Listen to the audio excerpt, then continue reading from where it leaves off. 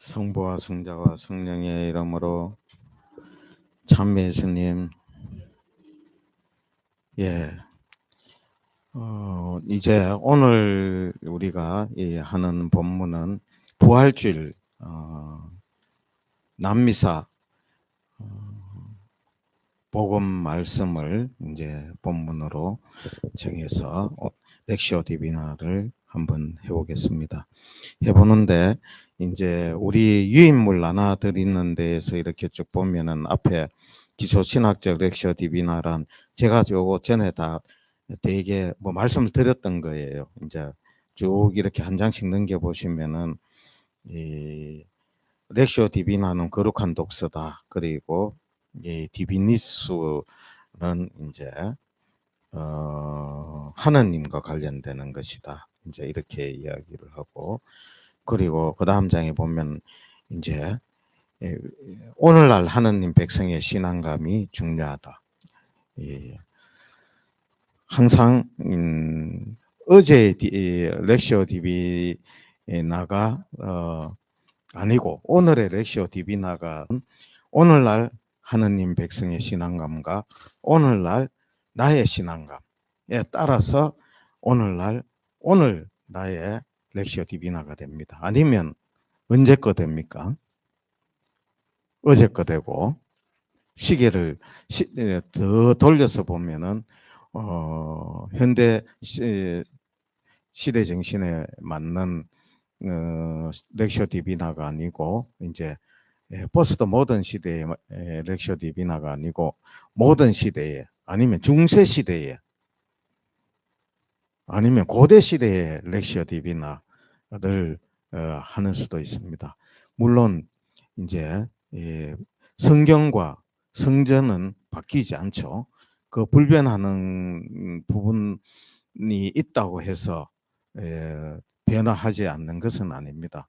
그렇지만 성경과 성전은 불변하지만 오늘날 시대 정신과 오늘날 하느님 백성의 신앙감과 시대의 징표가 다 다르기 때문에 그 시대의 징표에 맞게 이렇게 렉시오 디비나를 하고, 또 내 자신의 구원의 역사, 하느님께서 나를 이 세상에 보내시고, 그리고 또 지금까지 살아오는 동안에 항상 함께 하시고 돌봐주시고, 이렇게 하느님과 나와의 이 구원의 역사가 쭉 있어 왔습니다. 있어 왔는데, 바로 이 구원의 역사에서 오늘 렉시오 디비나를 한다는 것은 어제의 내 모습과 나의 생각과 나의 신앙으로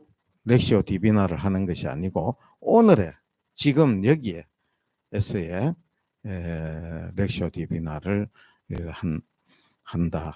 이는 어제와 오늘은 다르다. 이렇게 말씀드릴 수 있습니다. 그렇게 할 수 있는 것은 항상 성령께서 우리와 함께 계시고 또 성령께서 우리를 이끌어 주시기 때문에 그렇다. 이제 그런 이야기입니다. 이야기이고, 더 넘겨보면은 이제 포스트 모던 시대에 이제 이 신앙감이나 이런 건 어떤 것이냐 하면은 포스트 모던 시대에는 좀 상대주의적인 그런 그리고 보편적인 절대적인 진리가 있다, 이러는 거는 모더니즘이죠. 그리고 그 이전이고, 그런데 다원주의적이고 또 생각이 다 다를 수 있다 하는 거, 이거를 이제 전제를 하는 것이죠. 그리고 고정된 그런 것은 하나도 없다. 이제 우리가 얼핏 볼 적에 고정된 게 있고 변화하지 않는 것처럼 이렇게 보이지만 이 세상에서 변화하지 않는 것은 하나도 없다. 흘러가는 물에 두 번 들어갈 수 없다. 헤라클레이토스가 그런 이야기했죠. 이미 흐르는 물에 한 번 들어갔다가 나와서 다시 들어가면 이미 처음에 들어갔던 그 물들은 다 흘러가고 없죠. 그렇게 이제 헤라클레이토스는 이야기했는데 저는 이렇게 이야기합니다. 욕조 속에 물을 받아놨다 하더라도 두 번 들어갈 수 없다. 똑같은 물에. 처음에 들어갔을 때의 물과 또 어디 볼일 좀 보고 와서 들어갔을 때의 물 같습니까? 틀립니까? 틀립니다. 이 세상은 그렇다는 겁니다. 하느님께서 그렇게 만들어 놓았다는 겁니다. 창조하시고 그렇게 이제 그래서 그런 거를 포스트 모더니즘에서는 강조를 많이 한다. 그래서 이 변화가 항상 이 모든 것은 변화가 이루어지는데 그것은 미끄러지고 지연되어서 계속 완성되지 않기 때문에 같은 반복은 없다. 그렇지만 이제 제가 한번 말씀드린 적 있지만 헐벗은 반복, 잘 차려입은 반복 그런데 구태여 내가 헐벗은 반복을 내 탓으로 할 수는 있게 돼 있어요. 세상은 변하게 돼 있는데 내 탓으로 내가 거기에 계속 머물러 있다고 하면은 거기에 이제 예. 그리고 우리가 이제 해체주의 이야기를 하는데 텍스트 우리 오늘 이제 그 부활 관련 빈 무덤 우리가 본문을 오늘 이제 읽고 묵상할 것인데 그런데 이 텍스트는 항상 이 있는 그대로의 그 텍스트를 한꺼번에 다 뭔가를 이렇게 할 수 없습니다. 할 수 없고 그래서 이제 텍스트 팽창을 이야기하기도 하고 텍스트 압축을 이야기하기도 하고 그리고 텍스트 해체를 이야기하기도 하고 그 텍스트 팽창은 쉬워요. 큰 텍스트를 보기 위해서 지금 있는 본문의 앞뒤에 뭐가 있는가 그걸 계속 그렇게 의문을 제기해 나가면은 그게 텍스트 확장입니다. 확장이고 그리고 그 다음에 이제 텍스트가 하나 주어져 있는데 그 텍스트를 그 주어져 있는 텍스트가 아무리 작은 텍스트라 해도 그 안에 담고 있는 의미는 무한대이기 때문에 그 텍스트를 한꺼번에 어떻게 다 의미를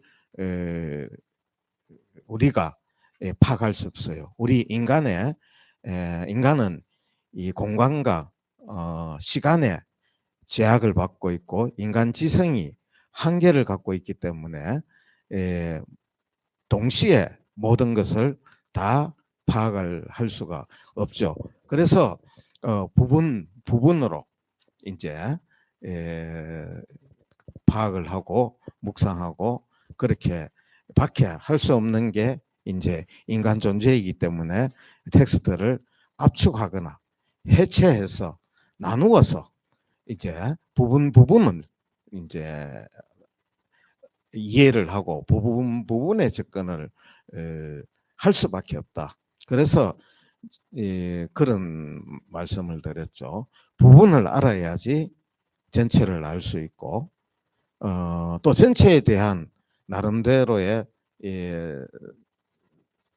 센수스가 전체에 대한 감이 있어야지 부분에 대해서도 우리가 더 잘 알 수 있다. 그래서 이제 우리가 오늘 이 복음이 주어졌다 해도 우선 봐서 이것을 확장할 것인가. 그 확장하는 거는 쉬워요. 확장하는 거는 관련되는 거를 자꾸 더 찾아 나가 보면은 쉽습니다. 그렇지만 압축하는 것이 대단히 어려운 일이다. 이게 이제 철학적으로 이야기하면 추상하는 능력이다. 이제 중세기 때는 그렇게 이야기했죠. 그런데 이제 근대에 오면서 이 추상하는 능력이라는 표현을 잘 안 쓰죠. 예, 좀 너무 추상적이다 이런 표현으로 오염되고 남용되었기 때문에 오늘날 이 추상이라는 abstraction이라고 이야기하죠. 추상이라는 용어를 잘 안 써놓고 이제 저는 뭐 압축이라는 용어를 잘 씁니다. 그런데 추상이라고 하는 것은 이 여러 개가 다 있어 많이 이제 개체수가 많은데 그 중에서 공통 분모를 찾아내는 능력과 또 다른 점을 찾아내는 능력 그리고 또 거기에서 발생하는 어, 어, 미세한 차이와 차이언 이런 것을 밝혀내는 그러한 능력이 이제 추상 능력인데 저는 현대 감각에 맞게 이제 압축이다. 그래서 압축하기 위해서 가장 단순한 거는 해체하면 됩니다. 이제 제일 쉽게 해체할 수 있고 표면적인 의미를 텍스트의 의미를 파악하기 위해서 가장 쉽게 해체하고 압축하는 방법은 우리가 흔히 국어 시간에 하는 문단 나누기 같은 걸 하면은 이렇게 해체가 되죠. 1문단, 2문단, 3문단 아니면 1단계, 2단계 뭐 도입 뭐 전개 아니면 기성전결 뭐 이렇게 이제 텍스트를 해체하고 그렇게 됐었을 적에 이제 기하면 기에 뭐 제목이 붙고 기성 성에 제목이 붙고 이렇게 하면 이제 제목으로 이렇게 이제 되면은 텍스트가 큰 텍스트가 조그만 이제 프라즈 문장 몇 개로 이렇게 압축이 되고 또 해체가 된다. 뭐 이렇게 이제 하면서 그 구조가 어떻게 되어 있는가? 이게 양갈식이냐, 두갈식이냐, 뭐 아니면은 이제 뭐 이 그런 거 없는 시기냐 뭐 이렇게 이제 그렇게 그것을 접근하는 방법이 이제 구조 분석이다. 텍스트 구조 분석이다. 그래서 표면적인 의미를 파악하기 위해서 보통 제일 먼저 하는 것은 텍스트의 구조를 분석한다. 그래서 구조를 분석하는 방법은 이렇게 노래 가사에도 이래 보면은 뭐가 쭉 나오다가 그 다음번에 이제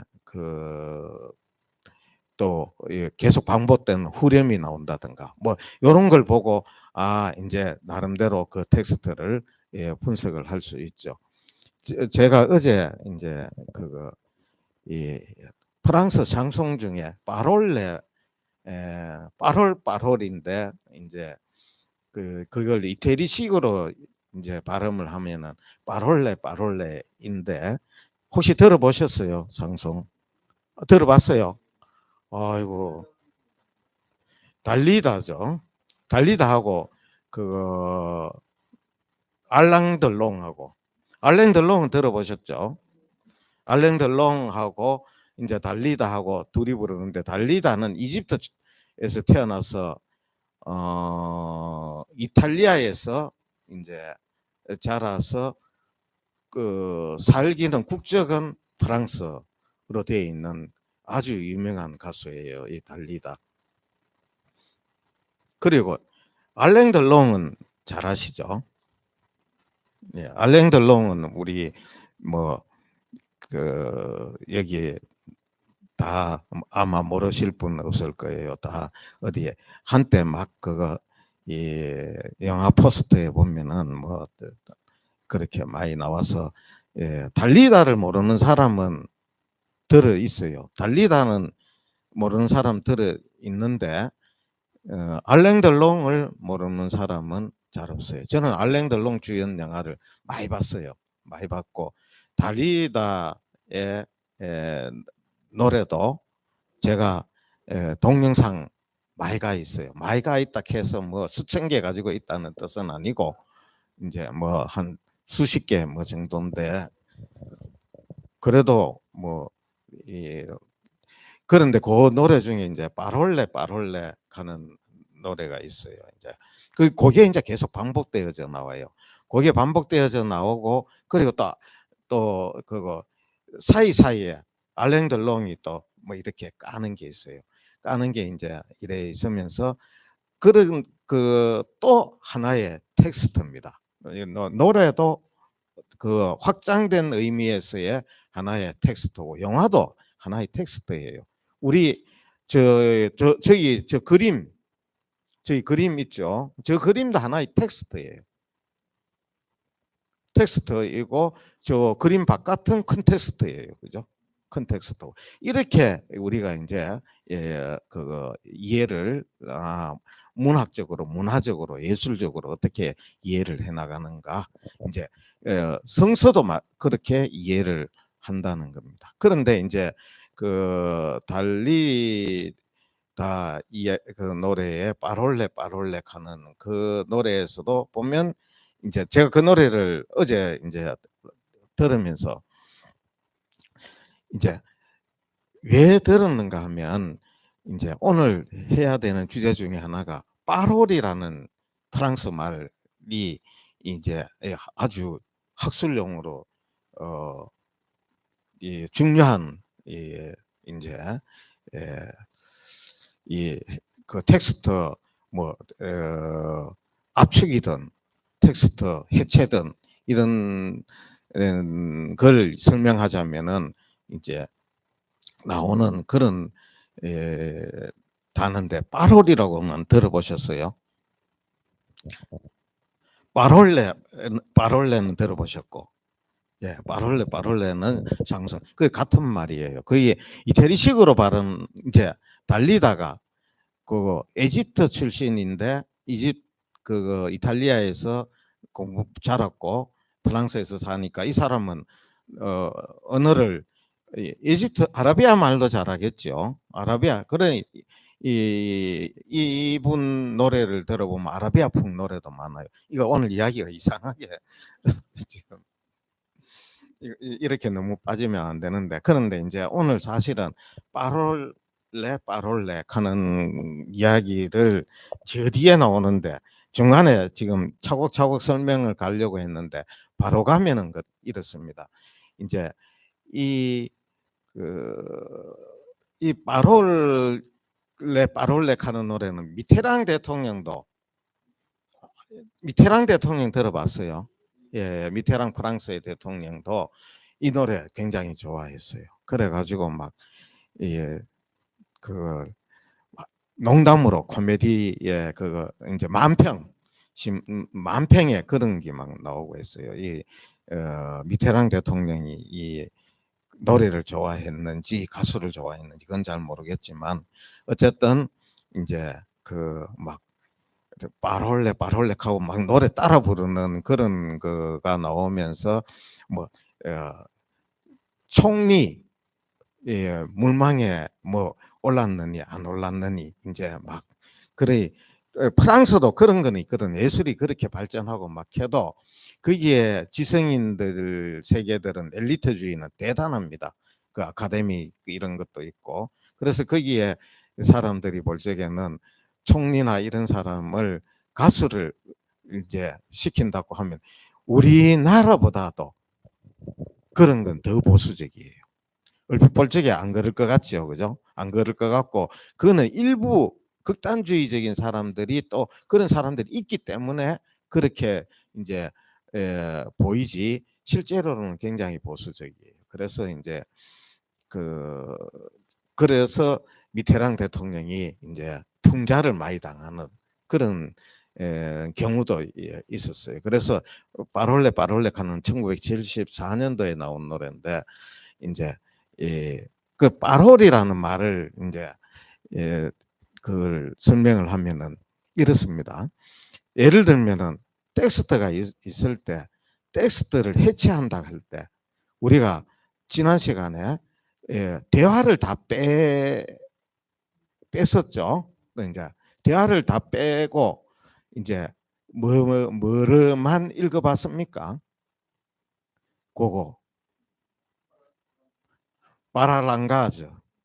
그때 제가 3번 수업 마치면서 했는데 다시 한번 3번 한번 해보겠습니다. 바랄랑가즈, 바랄랑가즈, 바랄랑가즈.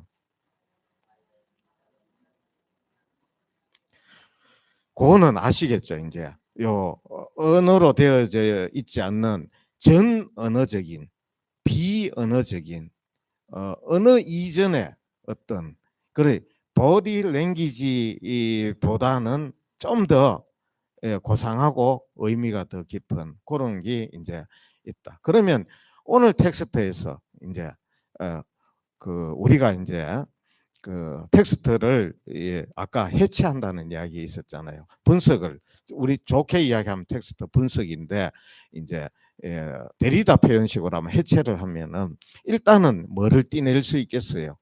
그 파랄랑가즈를 띠낼 수 있겠죠. 그 띠내고 그러면 이제 오늘 복음에서 파랄랑가즈를 띠내면은 어떻게 됩니까?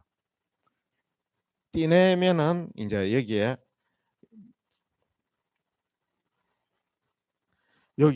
요런 그림 보이 있죠? 요 그림 밑에 글자 보입니까? 요거 여기에 안 보여요? 예, 요게 이제 파랄랑가즈입니다. 여기에서 언어적인 요소들은 다 뺐어요. 그래서 이제 이 파랄랑가즈에 대해서 이제 재구성해서 이렇게 설명을 이제 드리는 거는 지난번에 한번 했어요. 그죠? 했는데 이번 복음 가지고도 할 수는 있어요. 할 수는 있는데 이렇게 해놨습니다. 제가 해놨기 때문에 가셔서 다시 한번 두 번째로 파랄랑가즈라 하는 거를 잊어버리면 안 되고 이번 복음에서 파랄랑가즈는 뭐 있다. 어느 부분이다. 어느 부분입니까? 요 부분이에요. 요 부분. 그리고 요 부분에서 가장 파랄랑가즈적인 그 의미가 강한 절은 어느 절일 것 같아요. 그러면 이제 자꾸 압축되어져 가는 거죠.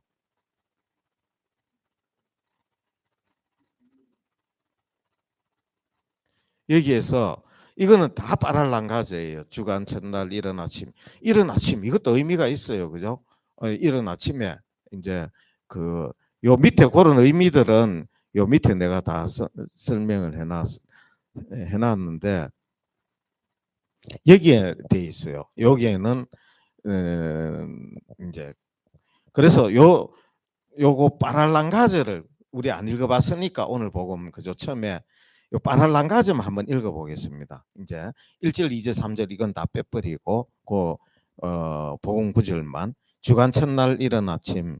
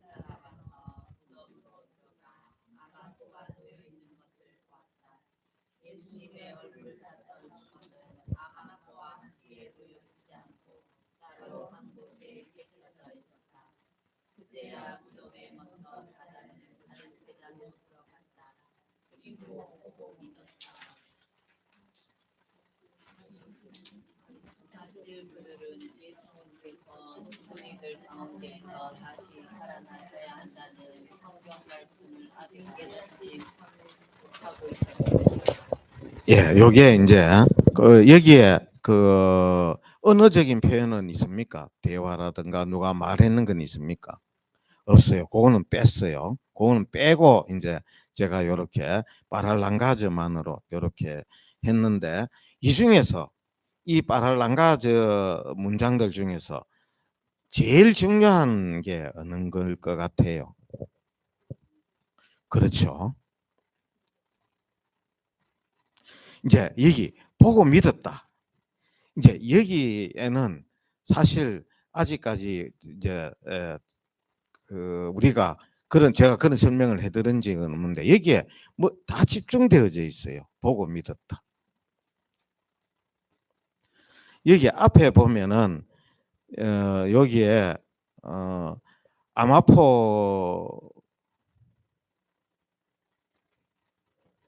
여기에 5절에 보면은 그는 몸을 굽혀 아마포가 놓여 있는 것을 보기는 하였지만 이어도 본다는 이야기 나왔죠. 그리고 그 밑에 보면은 아마포가 놓여 있는 것을 보았다. 있죠.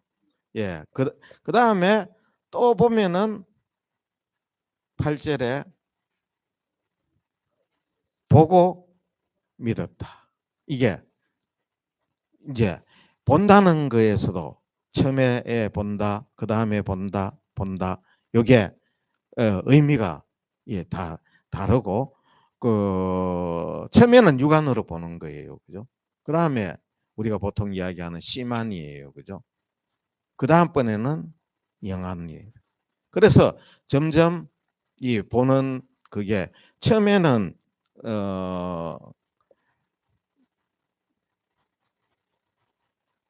다른 제자죠. 그죠? 요 다른 제자는 누구예요? 요한이죠. 그런데 보기는 했지만 들어가지 않았고, 그죠? 그리고 또 시몬 베드로가 아마포를 받기는 받죠. 그 이제 이게 이제 그 구조 분석에 의하면 점층법이다 뭐 이렇게 이야기를 할 수 있어요. 그래서 따로 한 곁에 객혀져 있었다. 그리고 보고 믿었다. 이제 이 대목이 우리가 이 바랄랑가즈에 있는 대목들 중에서 가장 중요하고 만일 응축을 한 문장으로 응축을 오늘 이 텍스트를 응축한다 하면 어느 단어로 응축할 수 있겠어요? 예, 보고 믿었다. 이 보고 믿었다 하는 그에는 나중에 말씀 또 나오겠습니다만은 여기에 저자의 의도가 들어가 있습니까? 안 들어가 있습니까? 저자의 의도가 저자 누구예요? 요한복음의 저자. 요한인데 요한복음하고 공간복음하고 조금 다르죠. 다른데 요한복음 이 원하는 거는 복음서를 쓴 이유가 뭡니까?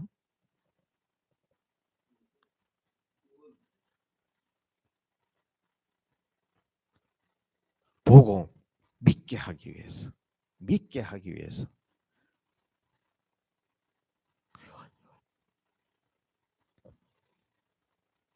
그 시대에 이 상황에서 이때 누가 있었습니까? 제자들이 있었고 요한이 있었고 베드로 있었고 그 앞에 마리아 막달레나 있었고 그런데 이렇게 쓸 적에는 뭐 때문에 썼습니까? 이 사람들한테 뭘 이야기하려고 쓴 거예요? 아닙니다. 그죠?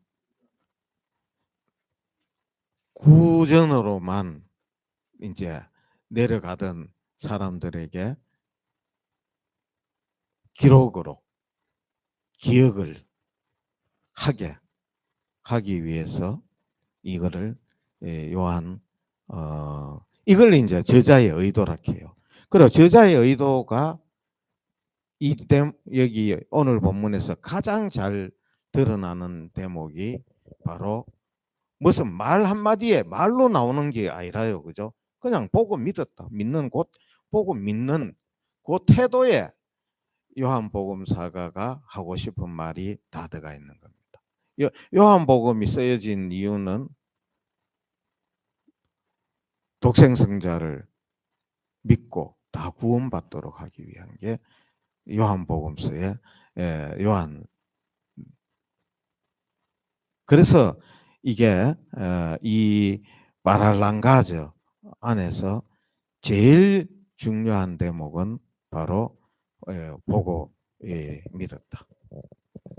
요한이 요한복음서를 쓰려고 했는 것은 단순히 역사적인 뭐 일어났던 일들, 무슨 자서전, 뭐 그때 뭐 그런 글을 쓰자고 한 것이 아니고 바로 예수님께서 정말 부활하셨고, 그리고 그것을 딴 사람들도, 못 본 사람들도, 이 텍스트를 보는 사람들도 보고 믿을 수 있도록 하기 위해서 그거를 이게 쓰여졌다. 그래서 이 부분이 이제 중요하다. 이제 요 정도로 하고, 이제 아까 제가 빠롤 엄청나게 이야기를 많이 했지 않습니까? 여기 이제 그 다음에 여기 앞에 보면은 나오는 게 이제 보고 믿었다 하는 부분이 이 핵심적인 구절이다. 요한복음에 여기에 보면은 제가 여기에 설명을 해놨어요. 딱 내음절이에요. 이게 딱 내음절인데 이 딱 내음절이 가지고 있는 거는 하나의 전환점이다. 어떻게 보면 이게 양쪽으로 앞에 있고 뒤에 있고라의 차이는 있을지 몰라도 부활신앙에 관련해서는 요한복음의 앞과 뒤를 만일 2등분 한다고 치면은 바로 보고 믿었다 앞과 보고 믿었다 뒤로 이렇게 나눌 수 있을 정도로 이게 중요한 대목이고, 여기에 우리의 모든 것을 압축할 수 있다. 우리가 아까 텍스트 요한복음 전체를 압축할 수도 있어요. 단지 그 텍스트 하나만 압축할 수 있는 게 아니고. 왜냐? 요한복음에 쓰여진 의도, 요한의 그의 얘기에서 드러나기 때문에 바로 보고 믿도록 하기 위해서. 그래서 오늘 텍스트 바랄랑가저 한 10여 절 정도 되는데, 여기에서 가장 중요한 대목일 뿐만이 아니고 요한복음 전체 안에서 봐도 여기에 다 응축해도 된다고 할 정도로 바랄랑가즈의 분석 이론에 의하면 그렇습니다. 뭐 또 다른 뭐 구조주의 분석에 의하면 또 어떻게 나옵니까? 그래서 바랄랑가즈가 중요하다는 거예요. 이게 이제 변곡점이다 이렇게 이야기할 수 있습니다. 그 다음에 이제 위에 칠판 보시면은 이제 그 이야기가 이제 히랍어로 제가 이렇게 이제 적어서 이렇게 해놨습니다. 해놓고 이건 참고로 보시면 되고. 근데 이제 요걸 또 바랄랑가즈를 분석해서 접근하면은 본문이 이렇게 되는데, 구조 분석을 하면 또 어떻게 되는가? 요것도 재미있어요. 재미있는데 이제 아무래도 요거는 좀 옛날 방식이죠. 제가 보기에는 그래요. 아직까지 우리나라에 구조 분석이 뭔지도 모르는 사람이 많은데, 근데 이제 요거는 우리가 단계별로 아까 전에 그런 말씀드렸죠.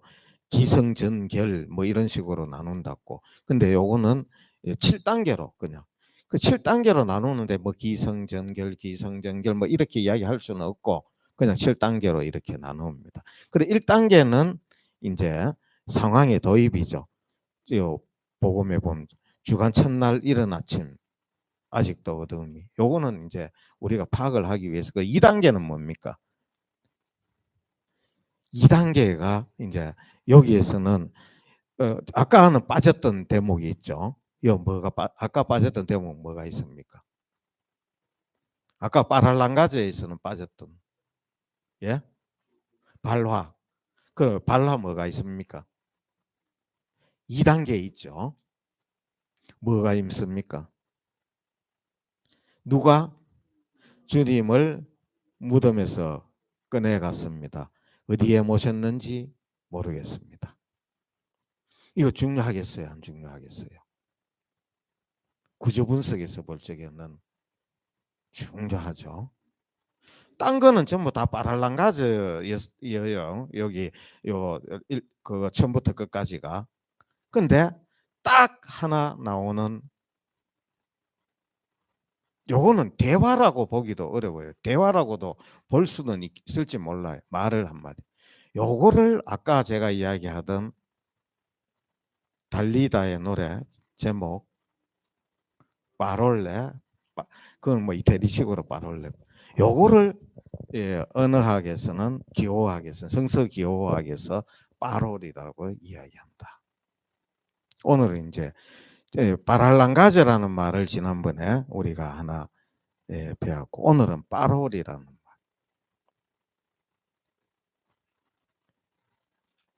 발화라고 번역합니다. 보통 발화. 누구의 발화입니까? 발할 때는 이제 우리가 뭐 발생시킨다 할 때 그 발이고 우리가 대화할 때 그 화입니다. 그죠? 그래서 발화라고 이제 언어학에서 번역하죠. 그래서 이거는 바로 마리아 막달레나의 발화가 있다. 뭐 잘못 건드렸네.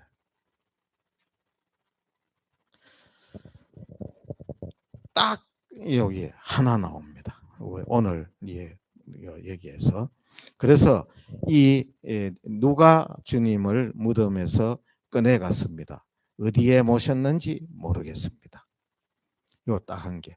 그래서 여기에 대화가 뒤에 누군가가 또 응답을 했으면은 대화가 되죠. 그렇지만 응답이 없었다고 볼 수 있습니까? 그건 아니에요. 그죠? 침묵이었죠. 베드로와 요한이 대답은 안 했지만 침묵으로서 파랄랑가즈로서 대답은 했죠. 그래서 이 발화는 나중에 어떤 효과를 냅니까 안 냅니까? 내죠. 이게 발화가. 그래서 이 누가 주님을 무덤에서 꺼내갔습니다. 어디에 모셨는지 모르겠습니다. 그래서 우리가 성경을 읽을 적에 이제 이 처음에는 이런 훈련이 좀 돼야 된다는 거죠. 이제 요즘 뭐 그거 성경을 읽으면은 뭐 성경 읽고 눈 감고 있다가 기도 좀 하고 뭐 이렇게 이제 그건 이제 그 중세 시대 때 하던 거고. 근데 이제 이 우리가 성경 텍스트가 이제 본문이 주어졌을 적에 이해하기 위해서는 이렇게 확장도 해보고 그 다음에 오늘은 지금 뭘 하고 있습니까? 해체를 하고 있죠. 그죠? 이제 지금 제가 그 파랄랑가즈와 랑가즈 이제를 해체하는데 대화, 디알로그 보통은 대화가 들어가 있어요. 그런데 여기에는 대화도 반쪽짜리 대화. 어떻게 보면 나머지는 침묵이에요. 침묵으로 답이 있는 대화. 그런데 마리아 막달레나가 말하는 누가 주님을 무덤에서 꺼내갔습니다. 어디에 모셨는지 모르겠습니다. 이거는 오늘 본문에 나오는 유일무이한 발화이다. 그래서 이거는 이제 이 대목이 있다는 거. 여기에 이제 본문에서 중요한 한 부분이다. 그리고 3단계 이제 왜 그게 그다음부터 어떻게 됩니까? 그 말 한마디 딱 하고 나니까 이제 부산합니다. 이제 그 말이 아무것도 아닌 게 그다음 그 말 여자가 한마디 했는데 누가 응답도 없었어요. 뭐 대화가 되지도 않았어요. 그냥 이래 발로 하면 된 거예요. 그런데 그 다음 어떻게 됩니까? 그 다음부터 보세요. 베드로와 다른 제자는 밖으로 나와 무덤으로 갔다. 무덤으로 가는데 그냥 갑니까? 두 사람이 함께 달렸다. 이제 이게 단지 뭐라 했어요. 그 아까 그 여인은 누가 주님을 무덤에서 꺼내갔습니다. 어디 모셨는지 모르겠습니다.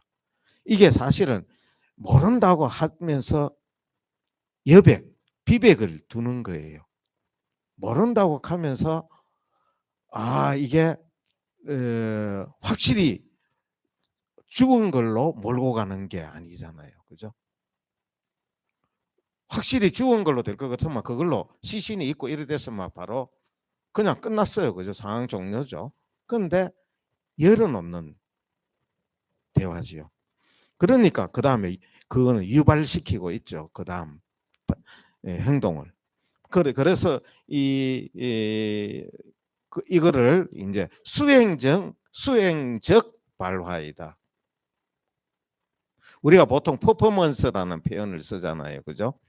퍼포먼스라는 표현을 이제 수행하고 뭐 이렇게 수행하고 이루는 뭐 그런. 근데 이 발화는 그냥 끝나버리는 그걸로 한번 이야기하고 끝나버리는 게 아니고 그 다음 그것을 수행하는 행동들이 지금 뒤따라 나오죠.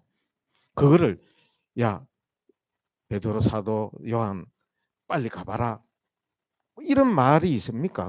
없어요. 그래 내가 가볼게 이런 말도 없어요. 없는데 이제 이렇게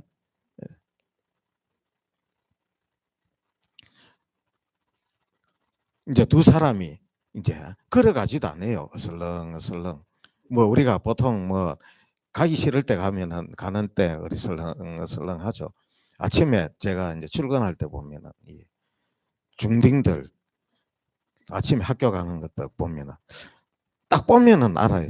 저 남학생들 막 가기 싫어가지고 막 이래 해서 억지로 그런데 그 중에는 또 막 바쁘게 빠리빠리빠리 그건 자기가 뭔가가 있는 거예요. 빠리빠리라고. 퇴근할 때 내가 가보면 애들 학교에서 나오죠. 그 가면 이렇게 가던 무심아들이 어때요? 막 그냥 막 그게 이제 이미 자기 자신의 그 모든 것이 그 안에 자기 자신의 정신과 진정성이 진심이 이제 그 안에 들어가 그 뛰는데 진심이죠. 오늘 베드로하고 이렇게. 그런데 다른 제자가 베드로보다 빨리 달려 무덤에 먼저 다다랐다. 다른 제자 누구라겠어요? 예, 예수님께서 사랑하시는 제자. 그 요한복음 누가 썼어요? 요한이 썼고 오늘 표현을 하면 어느 제자가 썼어요? 다른 제자가 쓴 거예요. 예. 그 자기를 다 쓰면서 다른 제자라고 이렇게 쓰는 거예요.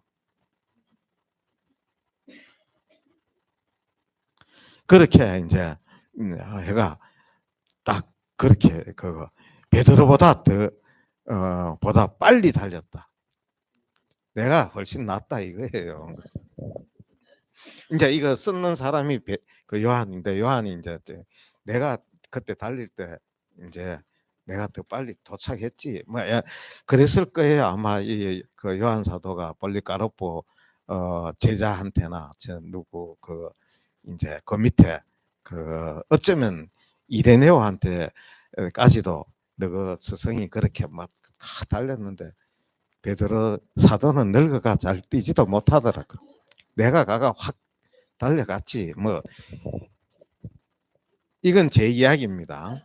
제 이야기고 성경에는 그런 거 안 나옵니다. 그리고 보통 이걸 경쟁으로 보지 않는다라는 게 일반적인 전성입니다. 우리 그 성경에는 안 나오고 이걸 경쟁적으로 보는 것은 아니고 이제 짐작컨대 베드로 사도가 조금 더 나이가 많으니까 요한이 근데 이걸 또 어떤 사람들은 사랑하는 만큼 빠르다.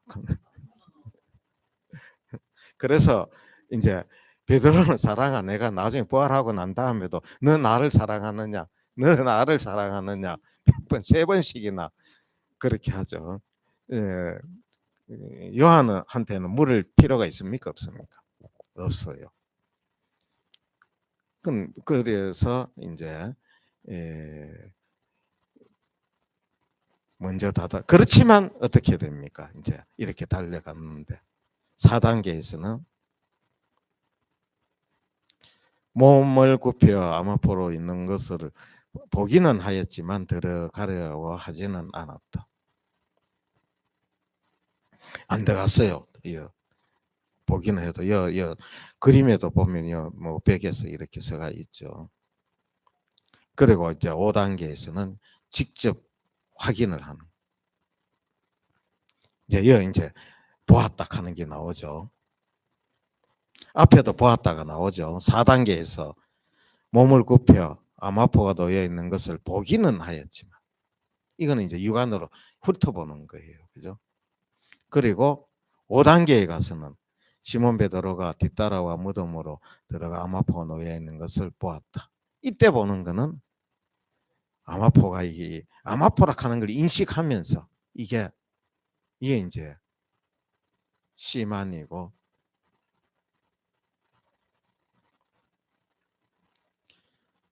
수건은 따로 한 곳에 객해져 있었다. 이제 여기에 보면은 객해져 있다. 이거는 상당히 질서가 잡혀 있는 모습이죠. 질서가 객해져 있다. 그냥 막 후닥닥하게 막 그렇게 돼 있지 않죠. 어떤 사람은 뭐 수건 그거 개기 귀찮아서 그냥 쓸 때 빨랫줄에서 하나씩 걷어서 그냥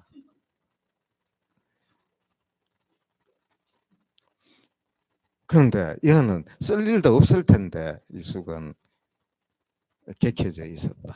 이게 이제 뭐하고 대조되는가 하면은 이 앞에 보면은요. 앞에는 아직도 어두울 때에 뭔가가 이때는 그 1단계에 보면 아직도 어두울 때에 그런데 이거는 아직도 어두워서 뭔가 빛이 없고 뭔가 이렇게 개운하지 않는 그런 느낌이죠. 아직도 어두운. 저는 이 아직도 어두운 때에 이 대목 들을 때마다 그 전영록 노래 중에 뭐 아직도 어두운 밤인가 하는 그게 제목이 뭔지는 모르겠습니다. 그 이제 파롤만 생각나는데 그래서 이제 아까 객해져 있다. 그러니까 이제 상황이 이제 처음에 인식하는 정도가 다르죠. 그렇지만 이제 확인을 했어요. 수건이 정돈되어져 있다. 그래서 앞에 이제 처음에 그 1단계에서 이제 2단계에서 누가 주님을 무덤에서 꺼내 갔습니다. 누가 꺼내 갔다는 그 도난설이 있었어요. 성경이 쓰여지던 시절에 예수님이 이제 그 무덤에서 이제 이런 이야기들이 나오니까 그런데 누가 주님을 무덤에서 꺼내 갔습니다. 근데 이 뒤에 이거는 뭐를 이야기하는 겁니까? 수건이 따로 객해져 있다 하는 거는 훔쳐가면서 시신을 훔쳐가면서 수건을 개놓고 갑니까? 그래 그런 거 아니라는 거죠. 아니고 뭔가 일이 발생했다는 거예요. 뭔가 이런 이제 그 의미심장한 일들이 발생했다. 그게 뭐냐? 부활의 전조고 질서 있는 부활.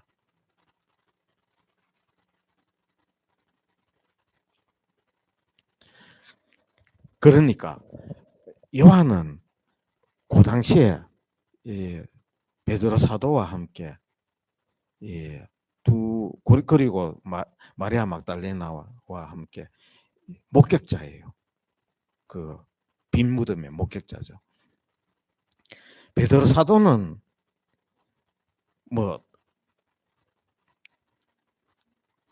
글 쓰는 게 별로 없어요. 그죠? 뭐 쓰는 게 있는지 제가 잘 모르겠어요. 잘 모르겠는데 요한 사도는 확실히 총명하셨던 거예요. 그죠?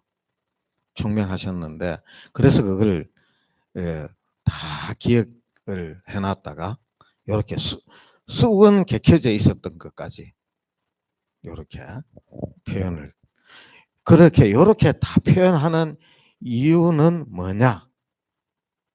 아까도 말씀드렸지만 아까 바랄랑가저 분석에서 말씀드렸지만 그 요한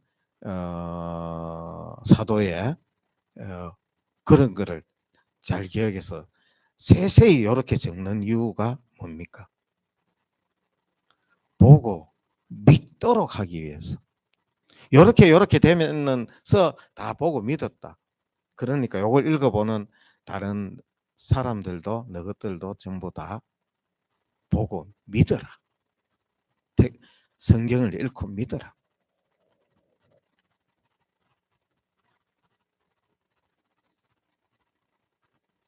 그래서 여기에서 6단계에서 이제 신앙의 탄생이 절정이죠.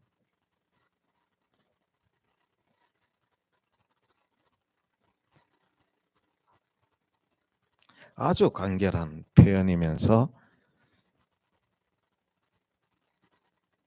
구조 분석적으로 보면 요한복음을 가장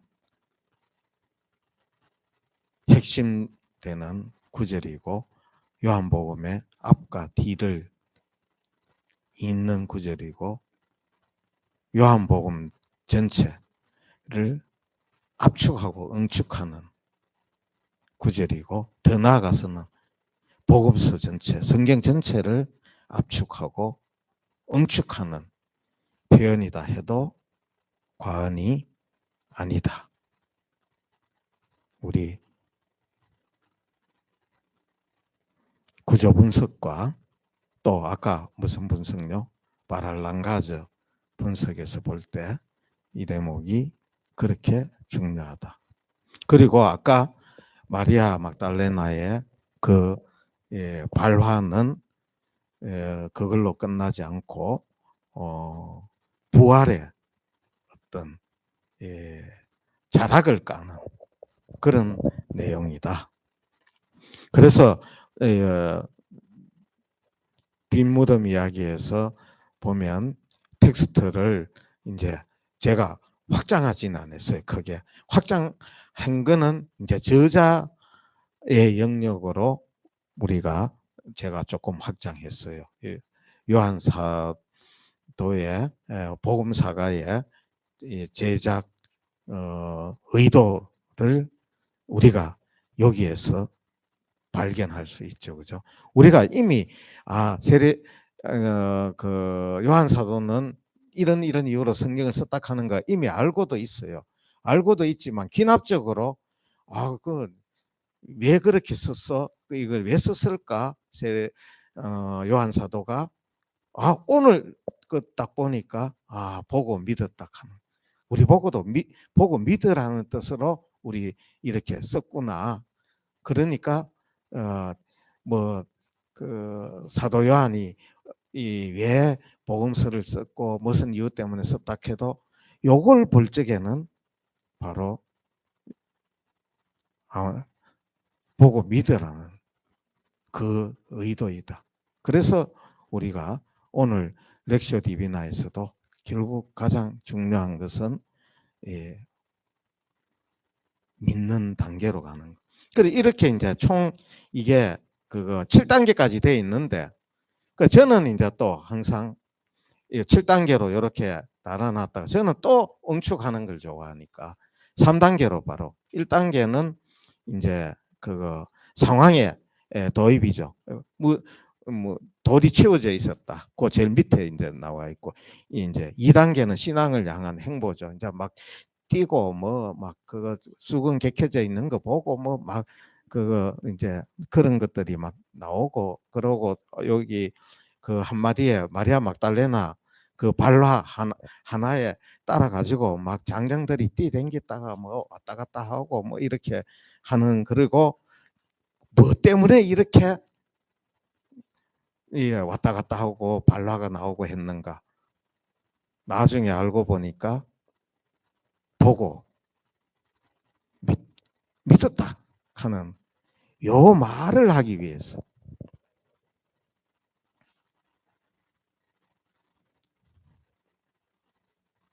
그래서 부활신앙의 형성 과정은 7단계의 점진적인 과정을 통해서 형성된 저는 요걸 3단계로 그냥 확 줄였죠. 그래서 어쨌든 하고 이제 요거는 이제 요거 구조 분석인데 오늘 시간 요거까지만 하면 보면 아까 해봤죠. 처음에 아직도 어두운 밤이 앞에 나오죠. 어두운 밤이에요. 그 제일 뒷부분은 뭐라요? 아직도 깨닫지 못했다고 나오죠. 그 마무리 부분에서. 그러니까 제일 1번하고 7번하고 이게 짝이 맞아요, 안 맞아요? 맞죠? 그 2번하고 있잖아요. 마리아의 무지와 오해, 주님을 꺼내갔다. 뭐 어디 갔는지 모른다. 그런데 6번은 어때요? 보고 믿었다. 그리고 그 다음에 여기는 제자들이 나왔는데 그 다음 제자들 이야기예요. 움직이는 제자들, 함께 막 달리는 제자들이 있죠. 3번에. 그 다음번에 5번에는 뭐 하는 제자가 있어요?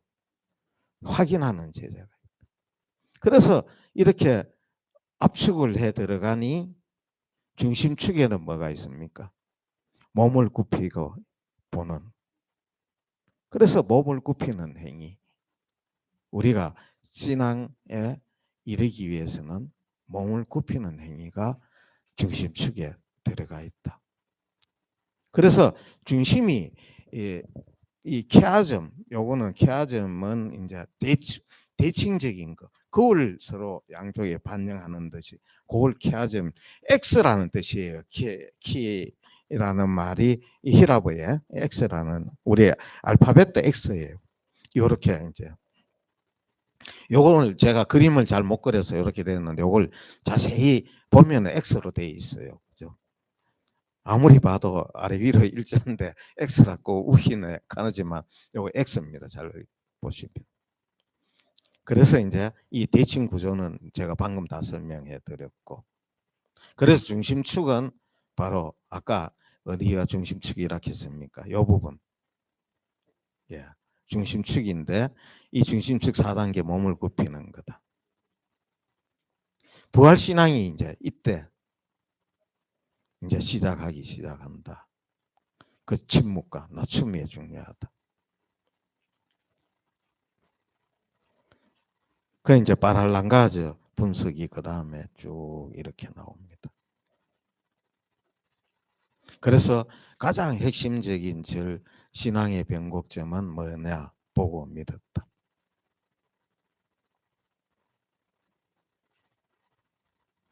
그래서 여기 그렇다면 요한은 무엇을 보고 믿었는가?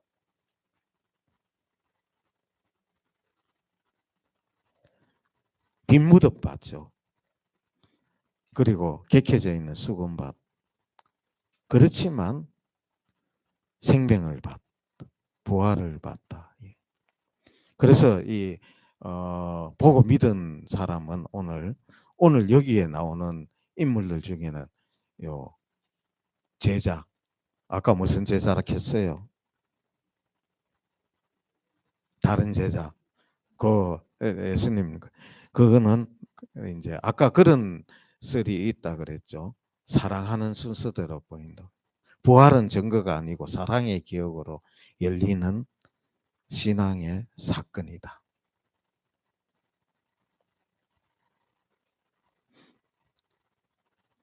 그래서 요 부분은 제가 아까 다 설명을 드렸어요. 키아점 요것도 설명을 다 드렸고. 그리고 이제 텍스트의 대화 분석과 발화 분석. 요거는 오늘 요거는 집에 가서 읽어 보십시오. 그러면은 다음번에 언제 이제 제대로 대한 대화가 나오는 텍스트가 있을 수 있어요. 그러면 그 텍스트를 대화를 구성하는 발화를 가지고 아까 발화 이야기했죠. 발화가 프랑스 말로 뭐라 그랬죠? 파롤, 파롤, 파롤.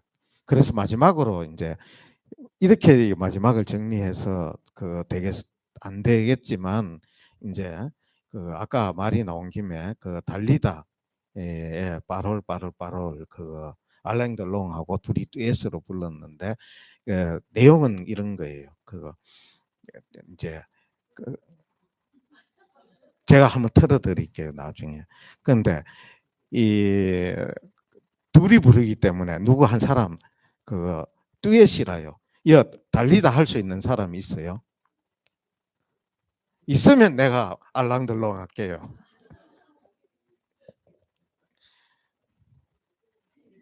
예. 그래서 알랑들롱은 노래라기보다도 중얼중얼중얼 하는 그런 거고 노래는 이제 들리다가 다리다가 이제 주로 하는데 이제 다리다 알랑들롱은 사랑 고백을 많이 해요. 그게 그거 이제 많이 하고 근데 이제 다리다는 막 이제 다 다리다 가는 말이 빠롤 빠롤레 빠롤레 빠롤레 막 이렇게 그러면 빠롤레라는 말이 이제 그거 이 원래 그 뜻으로 따지면 우리나라의 노래 중에 그 김추자 선생님이 부르는 노래 중에 그 거짓말이야 하는 거 김추자 선생님 맞죠? 거짓말이야 거짓말이야 그게 이제 빠롤레 빠롤레 이 옆에서 알랑들롱이 아무리 뭐라 해도 그 빠롤레 빠롤레 이렇게 이야기하는데 근데 이제 이 어느 학자가 그거를 이제 보통은 어떻게 이야기하는 거면 헛소리 거짓말이야 거짓말이야 거짓말이야 이거로 이제 달리다는 계속하고 옆에서 이제 그거 알랑들롱은 이제 자꾸 하여튼 그 듣기 좋은 이제 막 사랑의 고백을 막 하는데 야는 빠롤레 빠롤레 이거는 사랑해요 사랑해요 막 하는데 빠롤레 빠롤레 그러니까 거짓말이야 거짓말이야 거짓말이야 이렇게 이야기한다고 해석하는 사람이 있는가 하면은 이 빠롤 앞에 빠롤은 부정하는 빠롤이고 뒤에 빠롤은 긍정하는 빠롤이다. 그래 빠롤이 이제 는 그 사람 그 이제 빠롤이라 하는 말을 제가 설명하기 위해서 말씀드리는데 이 발화자가 이제 그 이제 말해내는 그 내용을 이제 발화이다 이렇게 이야기를 합니다. 그래서 이 발화가 만나면 뭐가 돼요? 대화가 되죠. 근데 알랑들롱하고 달리다하고는 대화가 됐어요, 안 됐어요? 대화가 되긴 됐어요. 그죠? 그 자꾸 전부 다 각자 자기 말을 하는데 그런데 결국은 사랑의 노래였다. 그 앞에 말은 부정의 말이었고 바롤레 하는 앞에 말은 뒤에 말은 바롤레는 이제 그 긍정의 말이다. 그래 거짓말이야. 거짓말이 거짓말이야. 이제 그런 이제 뭐 예, 있습니다. 그래서 앞으로 파롤이라는 이제 말도 프랑스 말이죠. 파라볼라 에서 우화라는 말에서 나왔는데 아주 이 변천을 많이 했어요. 많이 했는데 그래서 이제 요 파롤에 대해서는 앞으로 이제 더 이야기할 기회가 많을 거예요. 요거 자체도 하나의 발화이고, 그런데 이제 요 아까 그 발화 자체가 사람의 입에서 나오는 것도 발화일 수 있지만 나중에 텍스트 전체가 또 의미하는 게 있다. 오늘 텍스트 전체가 의미하는 게 뭐가 있었어요? 보고 믿어라.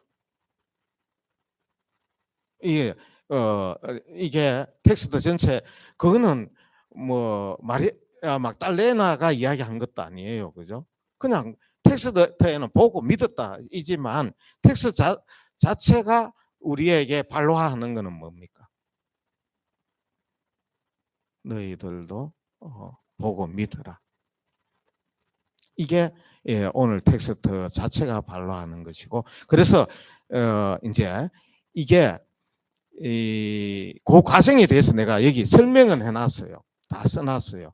이게 한 사람의 발화가 어떻게 랑거가 되어서 그게 텍스트에 녹아져 들어가서 텍스트 자체가 하나의 발화자가 되어서 발화를 하게 되고, 그 텍스트 자체가 말을 하게 되고, 오늘날 우리 독자는 그 마리아 막달레나의 말을 듣는 기보다도 그 말 들어봤자 우리한테 무슨 소용이 있어요. 그거 어디 그 가지고 갖는 모양인데 뭐 모르겠습니다. 이 말 우리한테 뭐 들어봐봤자 별 의미가 없어요. 그죠? 그 말 들으라고 요한 복음사가가 그 말을 전하기 위해서 복음서를 쓴 건 아니죠. 뭐 때문에 썼나? 마리아 막달레나 말 들으라고 쓴 거 아니에요. 그렇지만 마리아 막달레나 말 없이 텍스트가 말을 하지는 못해요. 그렇게 해서 텍스트가 자체가 말을 하기 시작하고, 이게 이제 텍스트 이론이다. 이렇게 이야기를 할 수 있습니다. 예, 질문 있으면은 하시고 없으시면, 오늘은 그 지난번에는 파랄랑가즈, 그럼 오늘은 뭐 바롤 세 번만 한번 크게 이야기해. 예, 그 노래 가사대로 하면 이태리식으로 한번 이야기하면 빠랄레 뭐 세 번 아닙니다. 두 번 빠랄레 이렇게 이제 됩니다. 그리고 지난번에 빠라 랑가즈, 오늘은 바롤, 둘 다 순수한 이제 프랑스 말이죠. 그래서 요거 두 개로 오늘 이제 하고, 그리고 나머지는 요 제가 다 이거 블로그에 써서 다 올려져 있습니다. 다 올려져 있고, 또 다음번에 기회가 생기면 제가 또 설명을 해드리겠습니다. 예, 마치겠습니다. 영광이 성부와 성자와 성령께, 성부와 성자와 성령의 이름으로 아멘.